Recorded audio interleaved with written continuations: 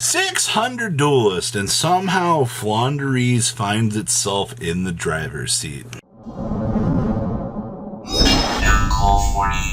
You guys smash the crap out of that subscribe button so you guys don't miss out on more hours content. You know, across the world we had a YCS over the weekend, and then over here we had a 600 person regional out of, was it LA, with Core TCG running it, and somehow Flanders won the event.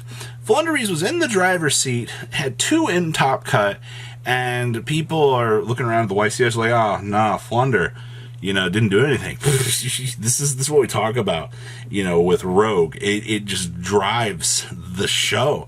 Like, it's so comical at this point in time that you can see, you know, all of this craziness kind of coming to fruition out here. Now, we also had 2 Unchained, 1 Labyrinth, a Rescue Ace, a Math Mech, and its Your Elements. And then we had Generaider barely missing out, getting 9th place, which is kind of crazy, you know. But let's pass on over and take a look at the top 9. All right, so winning our event, guess what, is none other than the power of Flanders. Look at these. We are double N-Pen, so no triple. I see that we're still doing Mega Rise and Apex Avion. It's pretty natural. We're playing a Crow as an option for, you know, disruption. I also see that we're doing Herald of the Abyss because we're main decking Thrust.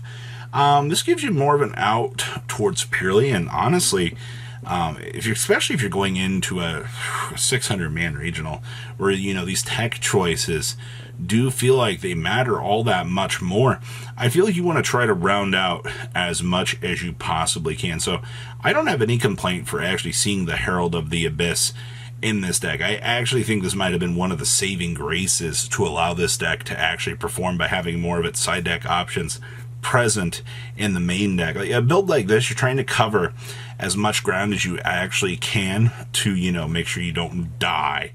Alright, second place here was Unchained. So many of these Unchained builds. Once again, I'm not against Unchained when it comes to these breakdowns, but this deck has been so copy and paste. Ooh, you know, today we're feeling a little bit different. We're playing 43 cards. We have a Thrust and a Talents in the main deck instead of, you know, where we see multiple Thrust and being sided. It's fine. We're also playing a copy of Wailing. Okay. Post side decking, I see we are playing 1 copy of the Soul of Disaster, which is kind of cool. I also see that this build is bringing in some anti-spell fragrances as well. You know, you want to make sure that your opponent doesn't get the drop on you and start, you know, setting up some really broken spells and traps on you. Outside of that, looking at this, I don't really see anything else too crazy. Maybe the Nibiru might feel a little bit about there, but okay. Next up here, we have our Labyrinth, sporting off triple copies of the Absolute King Backjack. I find this kind of interesting because you've not seen hardly any Labyrinth list dedicating to this, like, at all.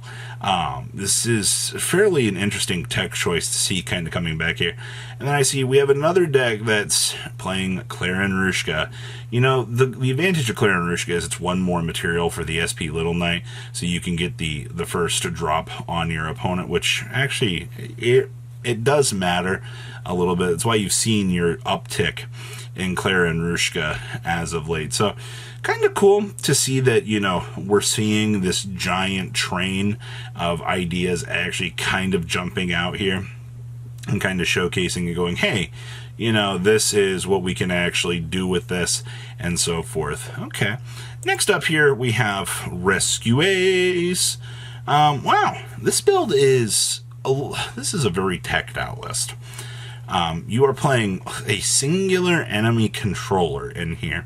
You're at 43 cards, which is also interesting in and itself, thinking about how ratios are. And you've chosen to play 2 Droll Lockbirds in here. Also, you're on 2 Pot of Prosperity. Like, a lot of the things that you would consider 3-ofs, this build is not even really opting to choose to play, which maybe, I don't know, maybe it's a little bit weird to me fundamentally looking at this. And also, There's your light barrier statue and your fire barrier statue with the Gizmak Ukas. Once again, we've seen a lot of people talking about Uka out here and the value that this card actually gives you for, covering these bases for the straight sheer power of shutting down your opponent. 5th place, more Unchained. Oh boy, we were feeling dangerous today. We went ahead and upped our deck size from 43 from the previous list to 44 for this one. Ooh. Immediate things that catch my eye. Once again, barrier statues. With Gizmak Uka. It is all because of the Uka Meister.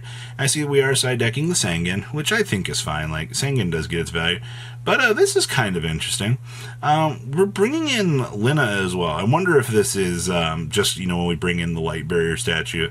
That way we can actually have something to climb into to turn off the barrier statue.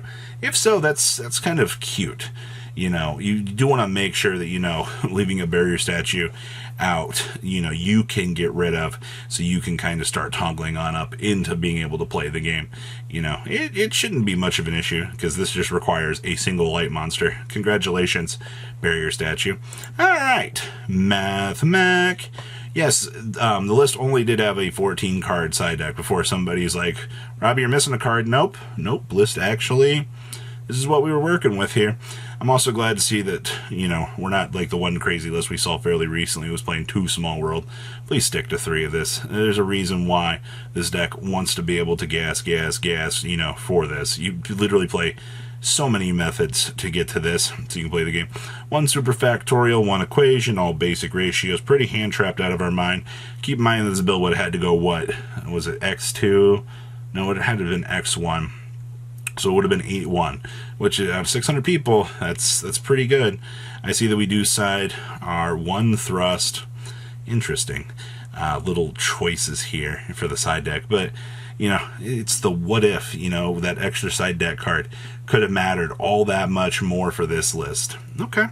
Next up here we have Flonderies. Again, I'm genuinely intrigued that this deck was able to do so well.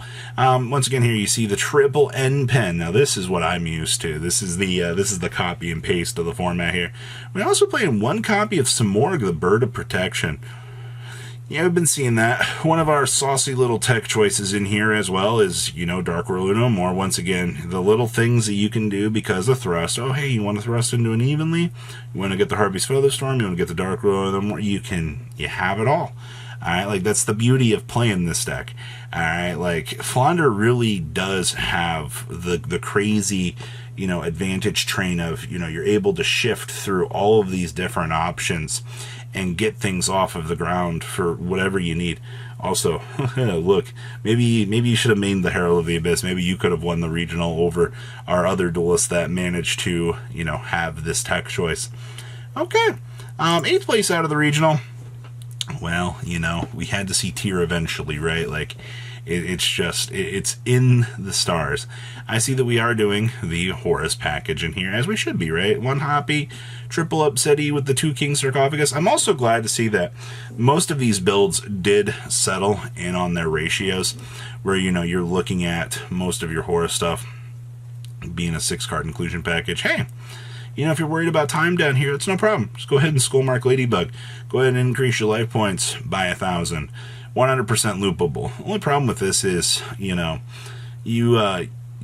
could typically drop this with Sprint. This build's not playing Sprint, but that's fine. I also see we're playing Spellbounds, Exceed Encores, and Droplets to tear through, so much. Like, the opponent might be setting up, but that's a lot of options that I feel like you're going to have to hard draw in order to see them. And we have a 9th place Generator runic list for you here.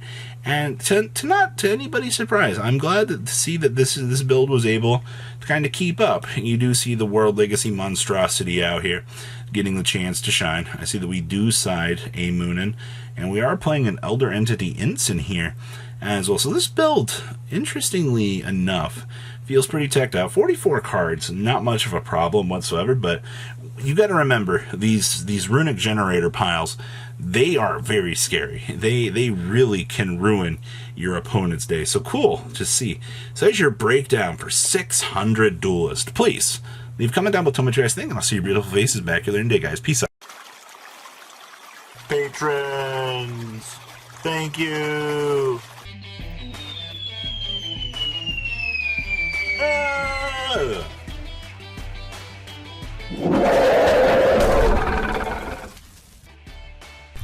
Thank you so much for watching. Check out these other videos.